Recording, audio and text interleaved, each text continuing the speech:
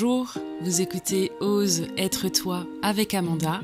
Je suis psychologue et psychothérapeute et je vous propose de partir ensemble à la découverte de notre monde affectif pour développer notre boussole intérieure, gagner en confiance, en autonomie et en liberté et retrouver tout notre potentiel en allant vers une vie équilibrée, dynamique et sereine.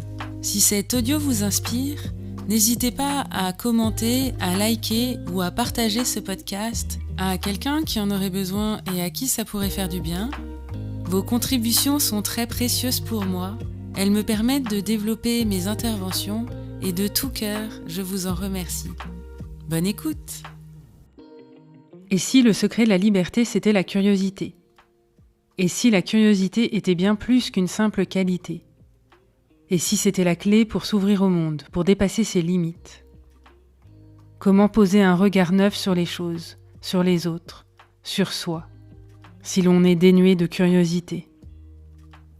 Aujourd'hui, je vais vous partager des pistes concrètes pour nourrir cette curiosité et en faire un moteur de transformation. Bonjour à tous et bienvenue dans cet épisode de podcast où, vous l'aurez compris, nous allons parler aujourd'hui de curiosité.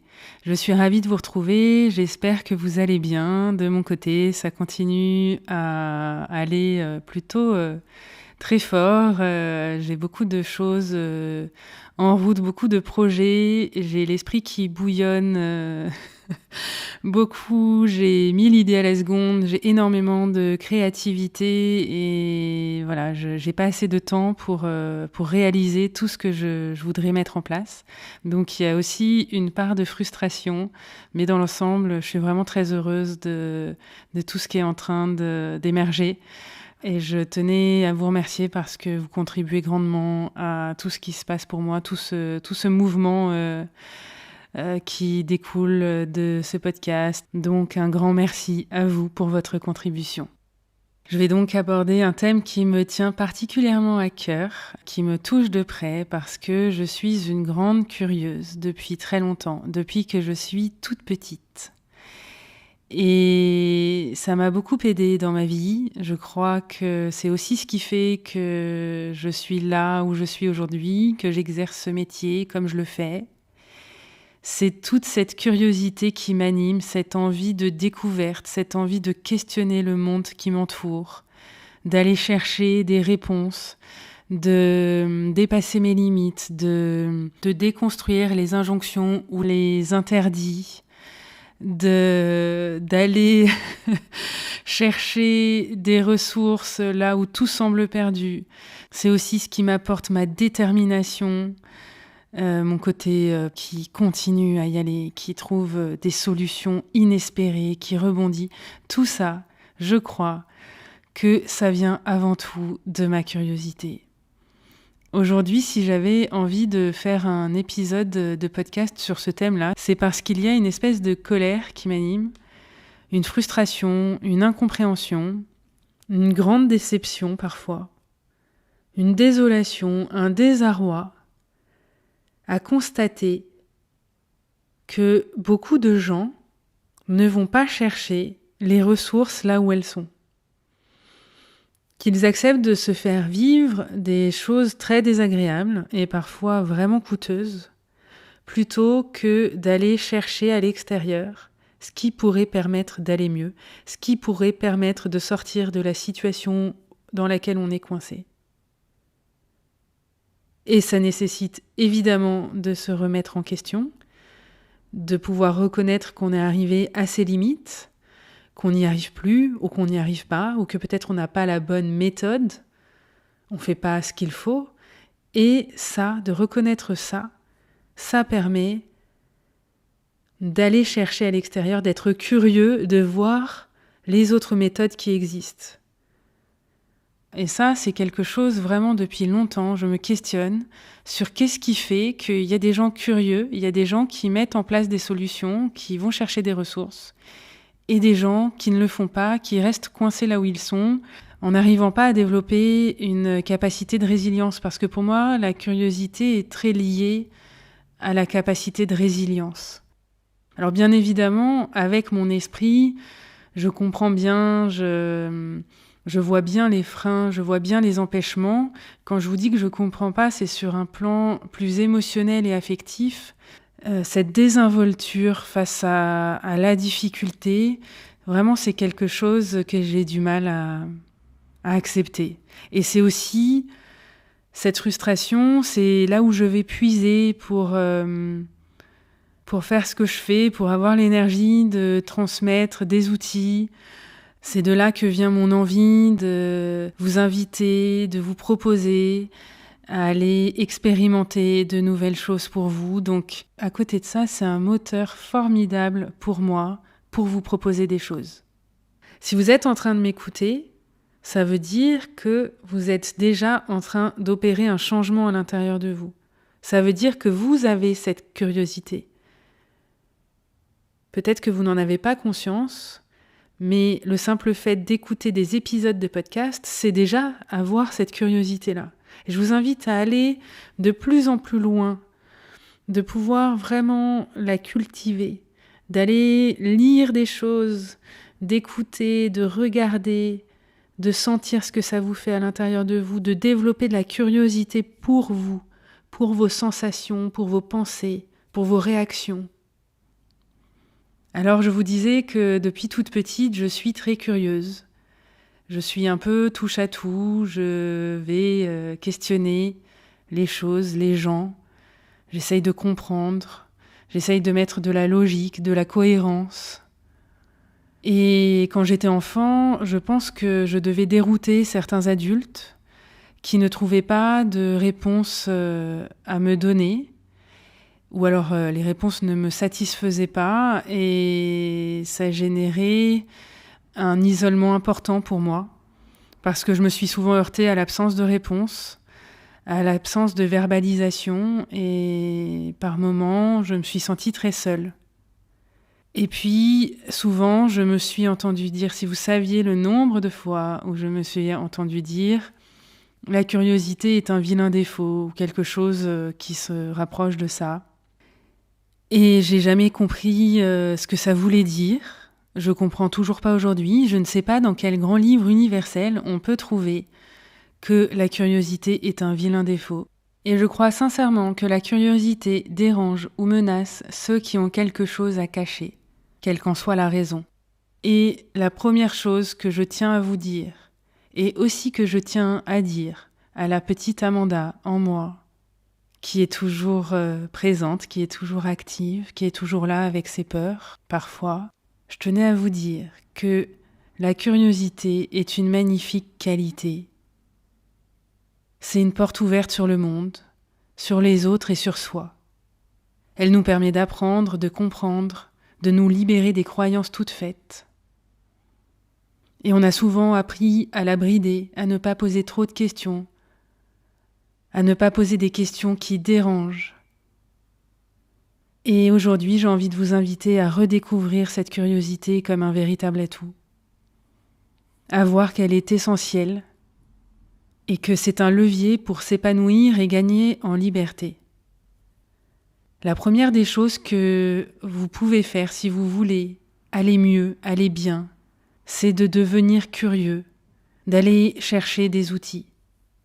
Quels sont les bienfaits de la curiosité ? D'abord, ça stimule l'apprentissage et l'ouverture d'esprit. On apprend toujours quand on est curieux. On apprend sans cesse de nouvelles choses et c'est un très bon remède contre l'ennui, contre la dépression. C'est un formidable anxiolytique naturel parce que quand notre cerveau est occupé à s'intéresser à des sujets qui le stimulent, alors les questions existentielles sans réponse arrêtent de tourner en boucle dans notre tête. Si vous êtes dans une grande agitation mentale, de savoir orienter votre esprit sur des sujets qui sont intéressants, qui sont stimulants, ça permet d'éviter certaines angoisses. Il y a un autre bienfait, c'est que ça améliore les relations. Quand on pose des questions, quand on s'intéresse sincèrement à l'autre, ça renforce le lien et la connexion. Ça renforce l'intimité, la proximité, la profondeur. Et à ce titre, je fais une petite parenthèse. Je vous rappelle qu'il y a une conférence atelier le 22 février à 14h, c'est un samedi, qui s'intitule « Se faire vivre de belles relations ». Vous trouverez toutes les informations utiles et surtout le lien pour aller voir la page internet dédiée dans la description de cet épisode.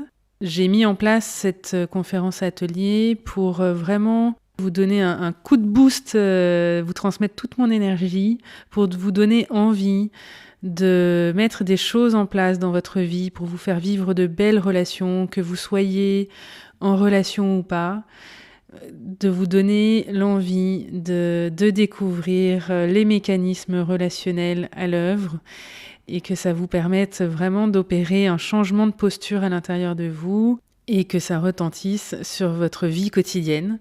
Je referme la parenthèse. Et donc, la curiosité, ça contribue énormément à développer, à cultiver de belles relations. La curiosité, c'est aussi oser l'inconnu, sortir des routines, tester de nouvelles expériences. Si vous me connaissez, vous savez que pour moi, la thérapie, c'est avant tout un lieu qui permet de faire de nouvelles expériences et qui permet de donner du carburant pour aller faire des expériences à l'extérieur, entre les séances et dans sa vie de tous les jours.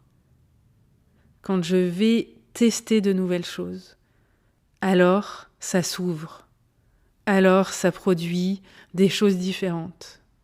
Alors, qu'est-ce qui peut freiner la curiosité et comment dépasser ces freins ? Il peut y avoir la croyance selon laquelle je sais déjà. Alors là, je crois que c'est plutôt l'ego qui parle et qui dit « oui, mais je sais ». Et c'est d'être avec des certitudes. Et donc, quand on est dans la certitude, on ne peut pas accepter une vérité différente. La curiosité, c'est de voir qu'il n'y a pas une vérité, il y a plein de vérités. Il y a plein de prismes. Il y a des points de vue différents. Ça dépend de où on regarde et avec quel filtre on regarde. Et on ne peut pas dire que quelqu'un a raison ou a tort sur certains sujets. C'est simplement que on voit pas et on vit pas les choses de la même manière. Et donc ça nécessite beaucoup d'ouverture pour accueillir ça, de sortir de la certitude, du « je sais déjà ». Je sais tout. C'est accepter d'être dans une posture de ne pas savoir et ça peut être assez insécurisant. L'incertitude, ça vient nous chercher dans de l'inconfort, dans de l'insécurité. Je sais que je ne sais pas. Ou je peux vous le formuler autrement, c'est d'accepter de vous dire, s'il y a une chose qui est sûre, c'est que c'est pas sûr. Cette phrase, elle m'a donné du fil à retordre dans ma vie, de me dire, c'est sûr que c'est pas sûr, ça me donnait le vertige. Et puis, je l'ai laissé, je me suis répété ça comme un mantra, régulièrement. S'il y a une chose dont je suis sûre, c'est que c'est pas sûr. C'est qu'il y a d'autres vérités. Donc, c'est d'essayer d'accepter l'inconfort de la posture de « je ne sais pas ». Il y a encore un autre frein, c'est que dans cette posture de « je ne sais pas », au-delà de l'insécurité, il peut y avoir la peur du jugement, la peur d'être ridicule. On se juge soi-même en train de ne pas savoir, comme s'il fallait qu'on ait toutes les connaissances avant d'avoir appris, qu'on sache tout sur tout, ce qui est impossible. Et on peut avoir peur d'être ridicule, de poser des questions, de manifester qu'on ne sait pas. Si vous êtes en situation d'enseignement, que vous recevez un enseignement, soit parce que vous êtes élève ou plus tard quand vous êtes adulte, parce que vous êtes en formation, c'est important de pouvoir oser demander quand vous ne savez pas, quand vous n'avez pas compris. Et de ne pas vous juger dans ce non-savoir, dans cette non-connaissance. C'est plutôt très intelligent de reconnaître que vous ne savez pas parce que c'est ce qui donne accès à la connaissance. Si je fais celle ou celui qui sait tout, alors je risque pas de recevoir d'enseignement. Je vais même pas d'ailleurs en formation. Il n'y a rien de ridicule à ne pas savoir. Après, on peut se dire, mais je comprendrai jamais. Donc ça sert à rien que je m'y intéresse puisque de toute façon, j'y arriverai jamais. Donc ça, c'est une croyance limitante. C'est par exemple... j'ai un très bon exemple. Les finances. ou l'administratif. On peut avoir très peur, avoir beaucoup d'appréhension et se dire j'y comprendrai jamais rien et donc ne pas s'y intéresser. Et en ne s'y intéressant pas, on passe à côté de beaucoup de choses, de beaucoup d'opportunités, on peut se faire avoir, on devient très dépendant de quelqu'un parce que ça veut dire que quelqu'un gère ça pour nous. Et ça peut poser un souci, on n'est plus libre. Je vous disais que la curiosité, elle génère beaucoup de liberté, ça passe aussi concrètement par là. C'est-à-dire que quand on est curieux, on apprend à se débrouiller, on apprend à faire, on va regarder un tuto sur Internet, écouter un podcast, lire un livre, et en fait, on s'approprie le sujet, et donc on devient beaucoup plus autonome. Ça n'empêche pas qu'on peut se reposer sur d'autres personnes pour le faire à notre place si c'est pas ce qu'on a envie de faire ou si on n'a pas le temps, voilà. Mais on sait comment ça se passe, et donc on est libre. À partir du moment où on ne sait pas, où c'est opaque, où c'est obscur, alors on perd notre liberté, on devient dépendant. Et j'invite les femmes en particulier à aller s'intéresser à ces sujets-là. Il est urgent de savoir comment ça fonctionne parce que ça vous rend une très grande liberté. Alors j'aimerais vous poser une question. C'est aujourd'hui, qu'est-ce qui vous paraît opaque ou obscur, qui vous fait peur, que vous laissez de côté, que vous vous évertuez à mettre sous le tapis et auquel il serait bon de s'intéresser. Et je vous invite à les noter sur une feuille. Qu'est-ce que vous appréhendez ? À quel sujet vous vous dites « Oh là là, ça c'est vraiment pas mon truc, ça me fait peur, ça me met une boule au ventre quand j'y pense. Dès que je pense à m'approcher de cette sphère-là, de ce domaine-là, vraiment c'est inconfortable pour moi, ça me met mal à l'aise, voire ça me donne la nausée. » Et de simplement prendre un temps et juste pour l'instant de regarder ce sujet-là sans chercher à faire quoi que ce soit, mais juste de l'avoir dans le viseur et de se dire « Ok, pour le moment, je n'y arrive pas, ça me bloque, j'appréhende, j'ai peur. » Et en même temps, je sens que là, si j'arrive à éclaircir les choses sur ce sujet-là, alors il y a vraiment tout un champ, tout un univers qui va s'ouvrir. Il va y avoir des vraies clés pour moi. Ça va me faire avancer, ça va me permettre d'évoluer. Et je me rends même pas compte encore de la portée que ça va avoir. Ce qui est certain, c'est que ça va avoir une portée immense. Mais pour l'instant, juste j'accepte de rester dans l'inconfort, de regarder que c'est obscur et que ça me fait peur. Ok, bravo. Déjà, ça, c'est un pas énorme. Et ça permet de développer la curiosité. Et alors, vous redevenez libre quand vous éclaircissez les zones floues autour de vous. Ce serait un peu comme voir tout flou et puis un jour vous posez des lunettes correctrices et tout devient clair subitement. Et c'est une espèce de joie, d'émerveillement, et en même temps, c'est un peu impressionnant. Ça fait cet effet-là. Et enfin, je voudrais vous partager un dernier point qui peut bloquer la curiosité. C'est que parfois, on peut être tenté d'inhiber notre curiosité parce qu'on préfère ne pas voir, on préfère ne pas savoir. On sait qu'il y a quelque chose qui va nous faire mal si on accepte de voir. Et alors, on s'arrange pour ne pas la voir. Je vais vous prendre un exemple à nouveau très concret. Ça peut être dans votre famille, des secrets de famille que vous pressentez depuis très longtemps. Et vous avez inhibé votre fibre curieuse parce que ça voudrait dire se mettre à questionner votre environnement. Et si vous vous mettez à questionner votre environnement, vous allez tomber sur ce secret que vous pressentez et qui va être douloureux. De la même manière, si vous êtes dans un couple et que vous sentez que votre partenaire est probablement en train d'avoir des relations extra-conjugales, parfois, ça peut paraître plus confortable de faire l'autruche et de ne pas regarder ce qui se passe, parce que au moins ce que je ne sais pas ne peut pas me faire de mal.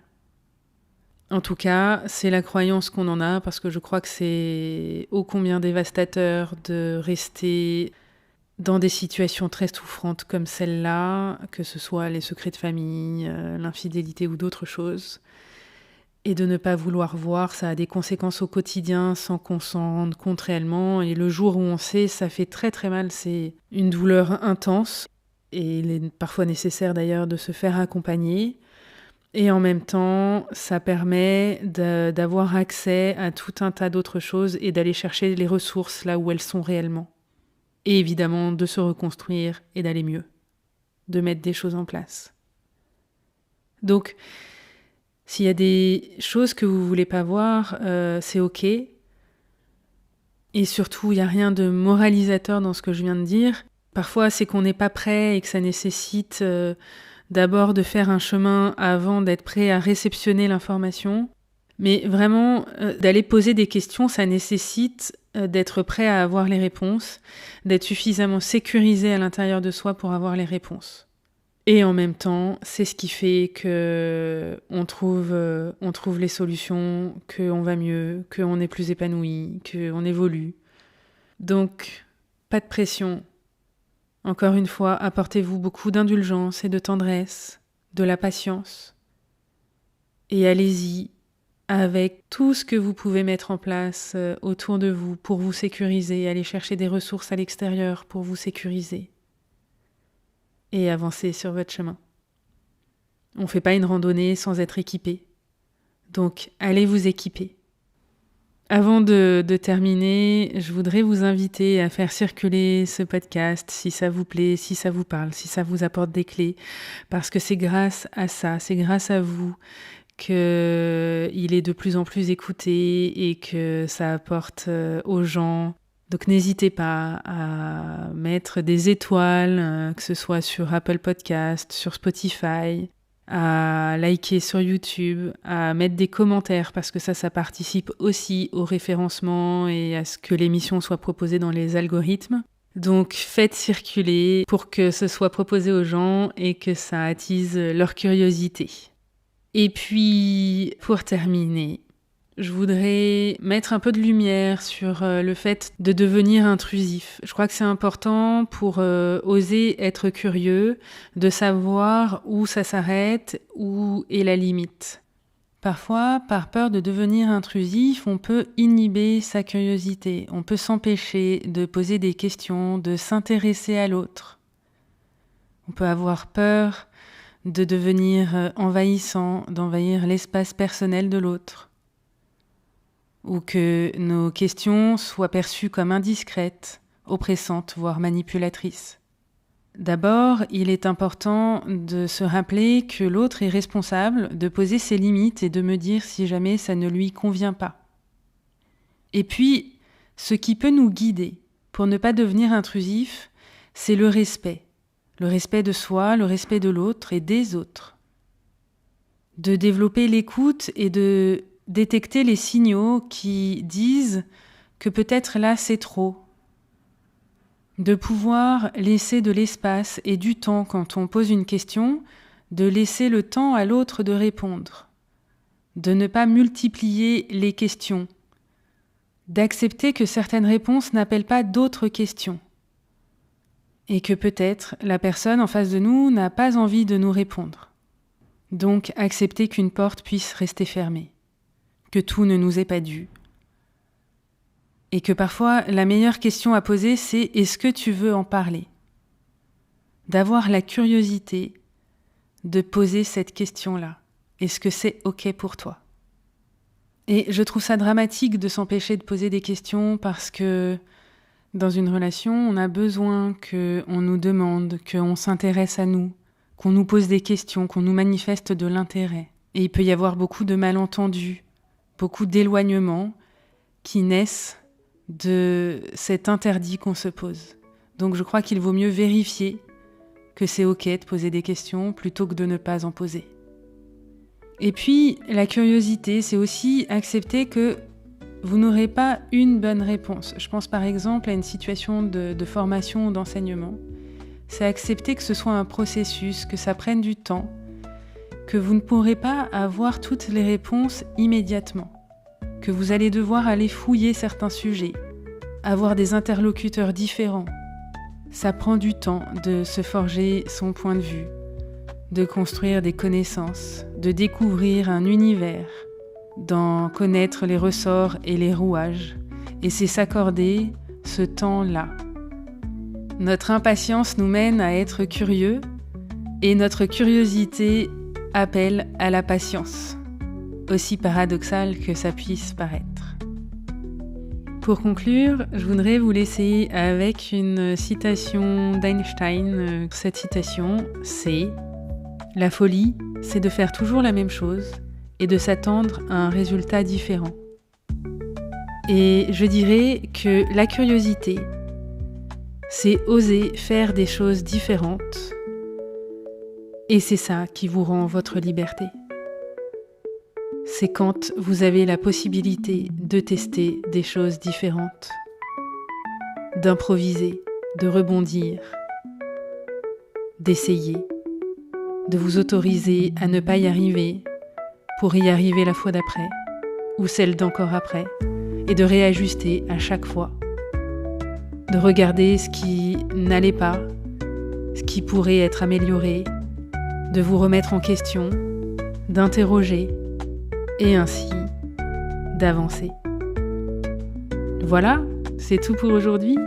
Je vous souhaite d'être très curieux parce que, encore une fois, c'est une magnifique qualité. Vivez dans la curiosité. Je vous embrasse très fort et je vous dis à très vite.